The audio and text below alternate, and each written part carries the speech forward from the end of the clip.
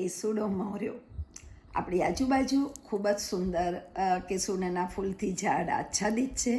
આપણે ત્યાંથી ફૂલ લાવીએ કે પછી બહારથી તૈયાર મળતા ડ્રાય ફૂલ લાવી એને ઓવરનાઇટ પલાળી અને એનો જે જ્યુસ નીકળે છે તેમાં ખડી સાકર નાખી અને આપણે આ જ્યુસને પી શકીએ છીએ. તબીબી અને આયુર્વેદિક ડૉક્ટરે પણ આને સજેસ્ટ કર્યું છે કે આ પીવાથી આપણી બાથરૂમમાં થતી બળતરા દૂર થાય છે. બાળકોને ગરમીમાં જે નસકોરી ફૂટે છે તેમાં પણ એ ખૂબ મદદરૂપ છે. શરીર પર સોજા આવે છે.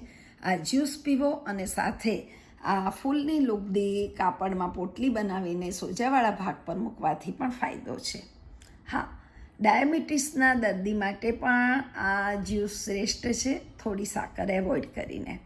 અને સ્કિનની જેટલી પણ તકલીફો છે તેમાં આ લુગદી લગાડવાથી ખૂબ ફાયદો થાય છે.